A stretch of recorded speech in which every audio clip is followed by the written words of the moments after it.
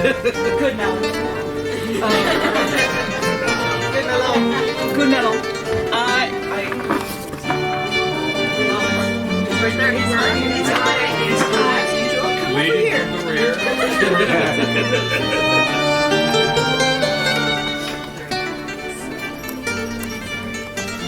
I have the joy of being Master of Ceremonies for your Rite of Qualification, and I'm pleased that you are in the position you're about to be in. The center of the circle. Yes, the place, my friend, that I know that you Is there a Master of Defense who would like to speak? Sure, why not? Thomas apparently forgot he knows me. Which is fine. Okay, cool. Now we got that out of the way. Thomas de Winterwade is a true son and defender of the North. He takes his oaths seriously. He loves fiercely. He dances elegantly. This man is going to embody the term of chivalry. And I say this honestly, and I'm going to say it out loud. Far more than some I know. And he's going to lead them into the future of the knighthood. People like Thomas, people like Albrecht, head of White Shield. These are the men and women and others who are going to take us into the future as a society and as an order of chivalry. That sort of work takes persistence, it takes perseverance, and in his case he's going to have his own little dash of panache while he does it. Thomas, I am incredibly happy. I have thought of you as a knight from the day I met you. And I mean that. You have always exemplified chivalry to me. I have never seen you do anything that would steer me from that opinion. And I'm so happy to see this happen finally. You are my peer.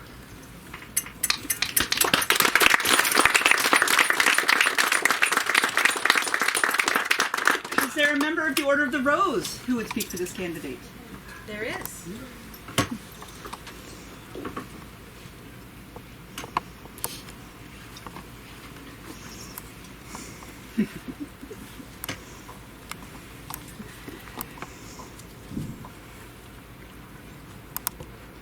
The Order of the Rose normally speaks to courtesy. What is courtesy? Is it holding doors for people, carrying things? Maybe that's part of it. But to my mind, generosity, friendliness, all around good-heartedness is a big part of that. And through these many, many long years that I have known Thomas, friendliness, generosity, a desire to make sure that everybody is having a good time and everybody has a chance to play and everybody is doing what they enjoy is okay. It's normal. Okay, it's fine. It's fine. Okay. Is so very important and so much a part of what courtesy is. Courtesy should be. So today, Thomas, you're stepping forth on a new journey with a new place and a new title. And it's you. It's you the way you have been and the way you have always been. And now everyone will be able to see the person you are. And that's a wonderful thing.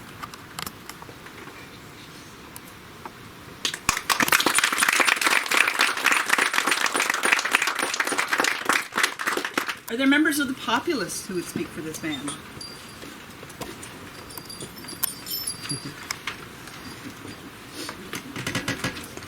Go ahead. Or come with. You've known him longer. When I first started in the SCA, about 40 years ago, it was in Malagentia, and we had this little event that we called, at that time, S&M War. I was part of a small group of people that would camp together.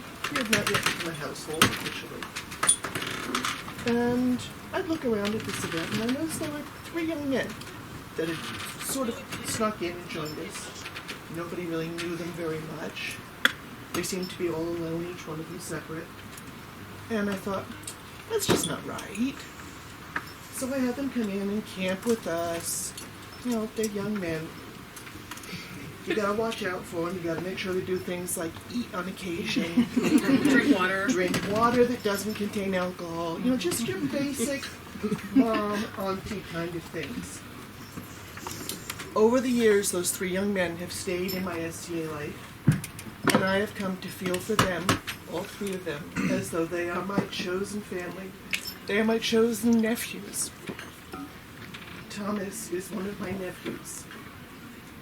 From the day I met him, I remember thinking, wow, that's what a knight should be like. I mean, I'm just a member of the populace. I see the people in our group that are knights, and, you know, they're up there somewhere, and I don't really know them, and I don't know much about them. But Thomas was always in my camp. He was always around. That was a knight. So I did a little research last night to find out, well, what do we believe a knight should be? Knight starts with K. K is for kindness, for mercy, for expressing peace to others, allaying hostility. It's for compassion. This is the embodiment sitting before you of those things. N for nobility. Nobility means always upholding your convictions, having a strong moral character. I don't mean being judgmental, but in your own self, being an extremely moral person. Having extremely high standards. Again, Thomas sits before you, embodies those things. Integrity. It's keeping one's word. Loyalty. In the decades I have known Thomas, I don't think he has ever been disloyal or has not kept his word to anyone that I've seen him give it to. From the simplest thing to the most important vow. He embodies the integrity that we would want a knight to have. G for generosity. Obviously, generosity is being giving. It's sharing without expecting something back in return. Thomas was extremely generous to me at one SCA event long ago. I did not have a protector in society. He came to me before one crown tournament, and he said, "Could I fight for you in this crown tournament?" I was flabbergasted. I was honored. I was totally floored. Then I was terrified because I thought, oh my God, what did he say? Thank you for not winning that. But he did go out there and he did fight nobly and honorably and honestly. And I felt very proud to say, he's fighting for me. H for honor and honesty, truthfulness. I don't know how you can get someone that more thoroughly embodies those ideals than Thomas de Winterwade. And finally, T for trust. That you are faithful to your promises. Those that place our trust in you will be amply rewarded because you will keep that faith, you will keep that trust.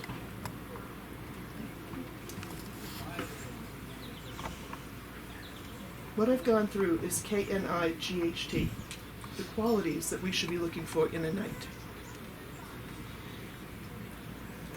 I am so proud and so thankful that after these several decades, I finally see him.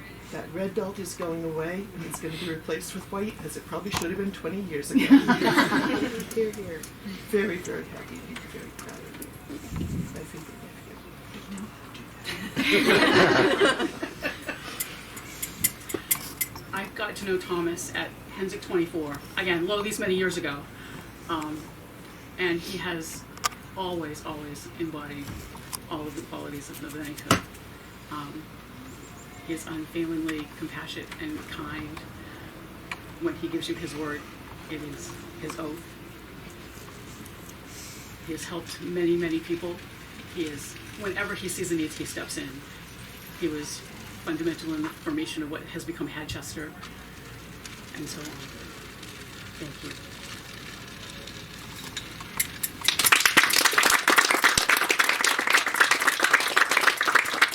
Is there a pelican who would speak for this man or make an attempt? Tissues.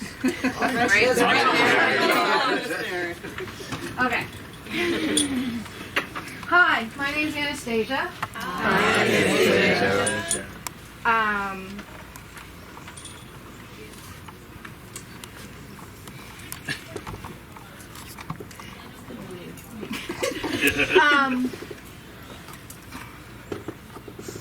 The Pelican usually speaks about service, and I could stand up here and talk about teaching dance and teaching fighting and teaching being seneschal and doing all those things, but that's not what I'm going to talk about. I'm going to talk about what it's like to live on the edge of the kingdom. Something no one else in this tent knows about.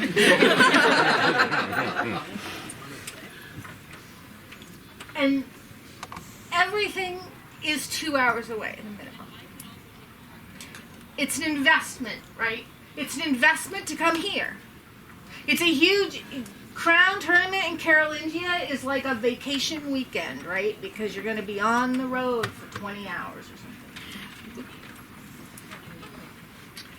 And you're young, and it's easier because you're young, and you can drive, and you drive down, and you fight, and then you get in the car, and you somehow drive home.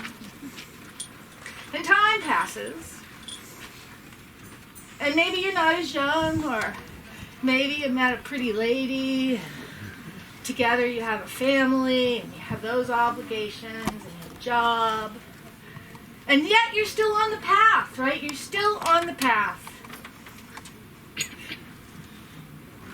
And sometimes it's a very long road.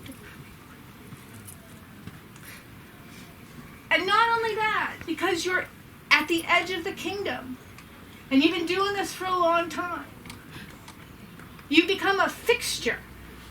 You become the guy who knows stuff. Again, no one in this tent would know anything. You become the guy that people turn to when they say, what do I need for an event? How do I go to an event? How do I get authorized? How do I get to Malagentia?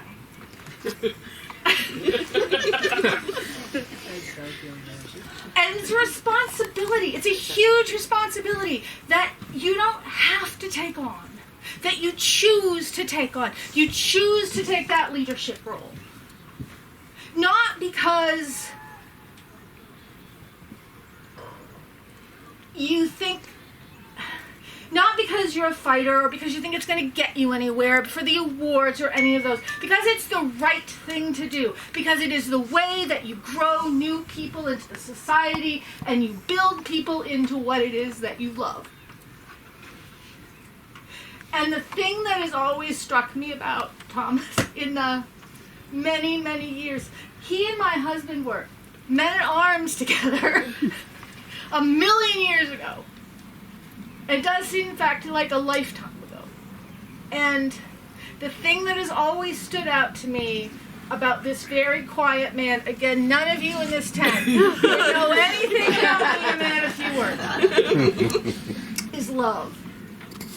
How much love you show for other people, how much love you show for your family. She walked in that tent last night, and my God, you lit up like I have never seen you light up in my life.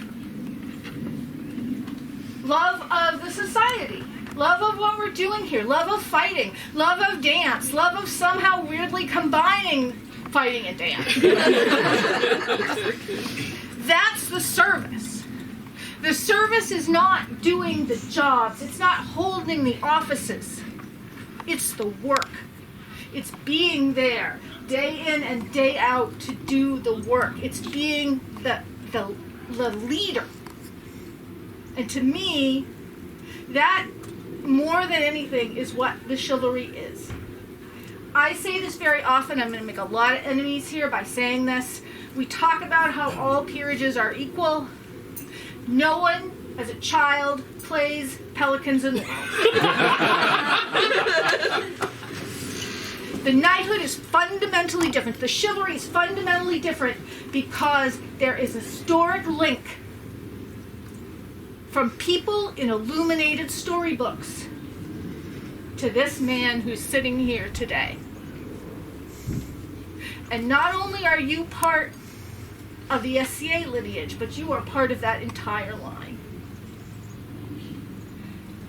People who were leaders, people who held places together, people who built the society, not because they thought they were going to get something, but because they wanted to make a better world, because they loved it.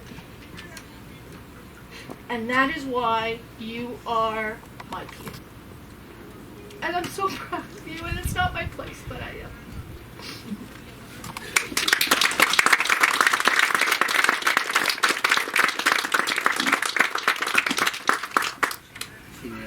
Sorry. Is there an order of the laurel? I'm not trying. Anybody else while I'm up? I'm really sorry. Thanks a lot. Brendan's job. No, she's not. I'm sorry. That ain't. I've listened. Next. Amira, hi. I miss you all. I'm really happy to be here. I love you, Amira.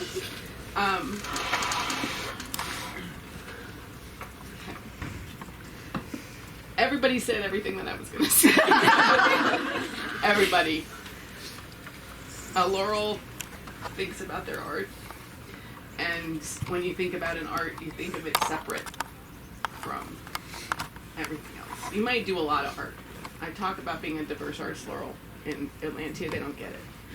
What are you talking about? Like, it's Maine, we do everything.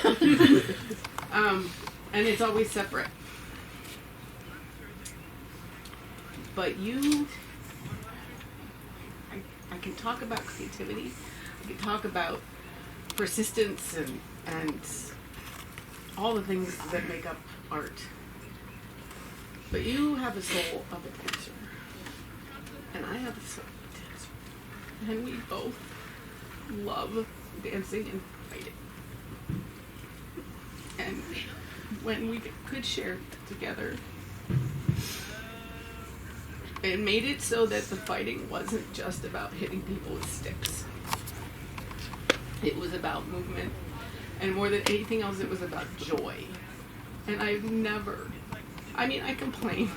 It's too hot. I don't want to get in armor. You never, ever said that. You're like, come here. Let's go play. And the joy and the playing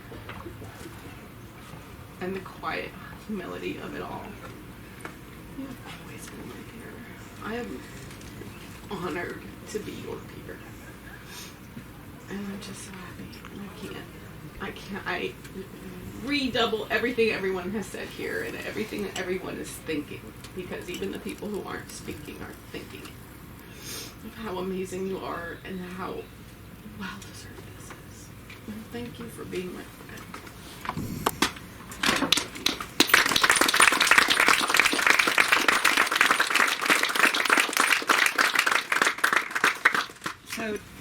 Thomas is going to keep his belt for now, and there'll be shenanigans later.